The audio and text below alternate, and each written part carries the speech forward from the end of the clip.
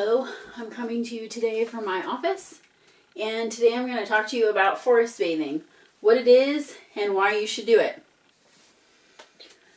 All too often as Americans, we fixate on electronics and social media. It's my belief that Americans' fast-paced lifestyle and constant infringement of technology into our daily lives is causing us a lot of stress. Those negative effects are both psychological and physiological results of this constant stress we put ourselves under. I've researched this topic extensively as both a mother and a stressed out student. A few weeks ago, another classmate talked to us about the stresses that students undergo and offered us some tips and solutions for how we can navigate and mitigate that stress. And this is just another option. Being in nature reduces physiological and psychological stress and leads to a happier life. First, I'll talk about why we are stressed. Then I'll talk about how our bodies respond to stress. And then I will give you an introduction into forest bathing, which is a way to relieve that stress. We spend too much time inside, consumed by electronics, when we need to spend more time slowing down outside to be happier and less stressed. According to the EPA, 93% of one's life is now spent indoors. That makes only 1/2 of one day spent outdoors in a week's time. That quote came from the book Forest Bathing: How Trees Can Help You Find Health and Happiness by Dr. King. According to the EPA, Americans spend a shocking amount of time indoors. Up until the last 2 centuries, we spent a lot more time outside, but our lives as Americans have become increasingly centered around an indoor lifestyle. Daily life used to be slower paced. We used to spend time outside cooking, cleaning, shopping, visiting with friends and family. Houses were smaller, and so it just forced everyone to be out. And we also weren't as densely packed. Less stress and depression were reported when life was simpler and slower and technology was less advanced. It is simply not good for your mental health to live a high-speed, high-stress pace all the time. In 1984, the word technostress was coined to describe unhealthy behavior around new technology. Our bodies have specific stress responses that burn out when we're placed in constant stress. This theory, developed by Dr. Hans Selye about how our bodies physiologically respond to stress, is a 3-stage process known as General Adaptation Syndrome, which is otherwise abbreviated as GAS. So in the first stage, the fight or flight mechanism dumps the stress hormones cortisol and adrenaline into your bloodstream. During the second stage of resistance, our bodies begin to repair themselves. And it's important, though, that we not stay in this phase too long, because that is when we're supposed to be repairing ourselves. But if you stay there, your body's still secreting the hormones. And so you're continually having that physiological stress placed on your body. And that leads us to the third stage, which is exhaustion. And if we spend too much time in the resistance stage,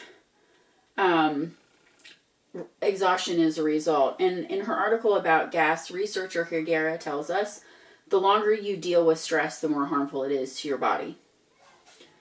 During the alarm reaction stage, our bodies are producing an overabundance of cortisol and adrenaline, and we're not allowing ourselves enough time between stressful events to properly clear those from our systems.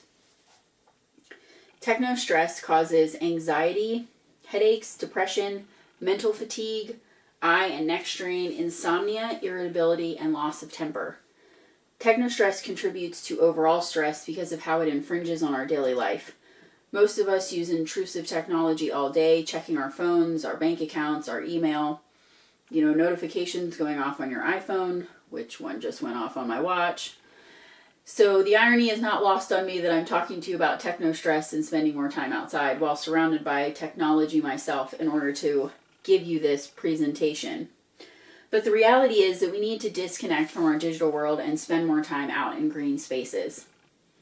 Our bodies were not designed to live indoors in this hectic, constant stress environment in an urban or suburban environment. Time spent in nature actually relaxes our stress systems. I don't know why I had so much trouble with that.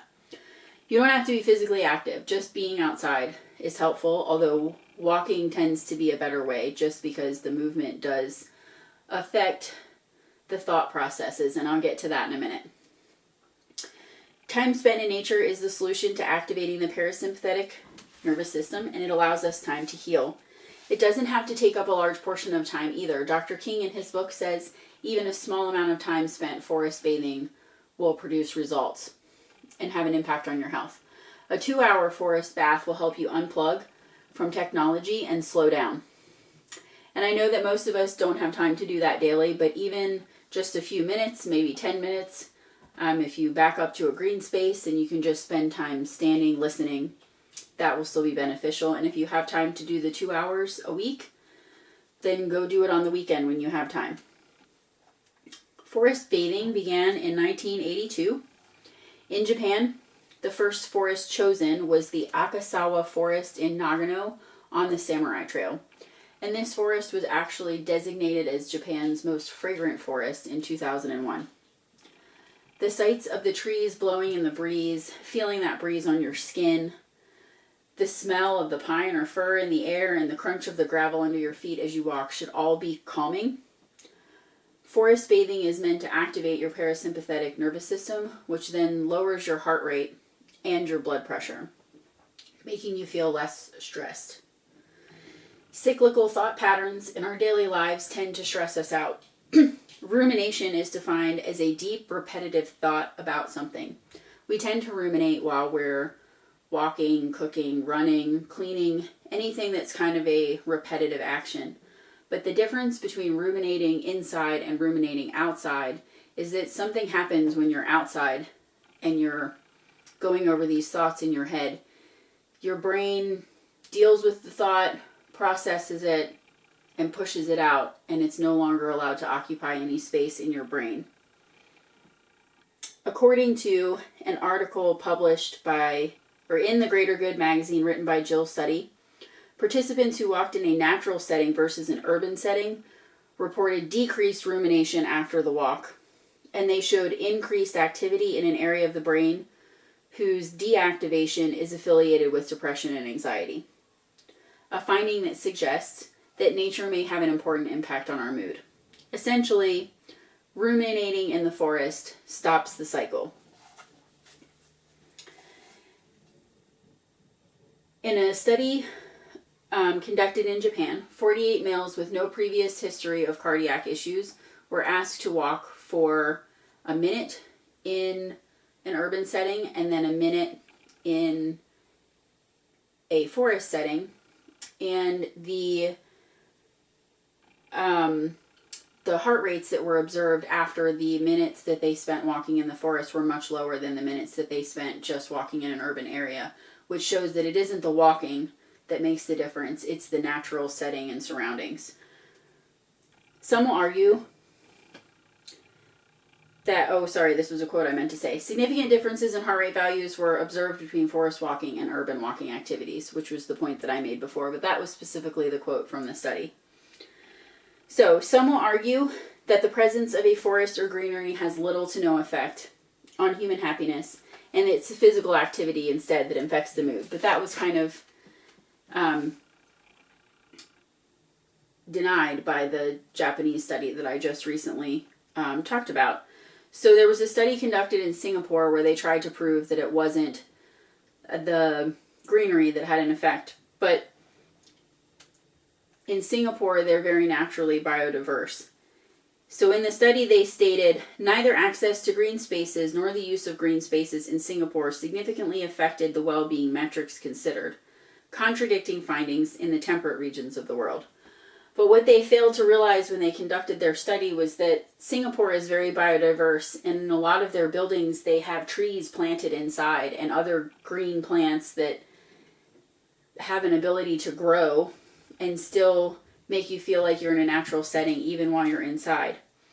So in their effort to prove that greenery doesn't make a difference, they miss that they're surrounded by lots of nature even while they're inside. We're stressed out people who spend too much time immersed in technology.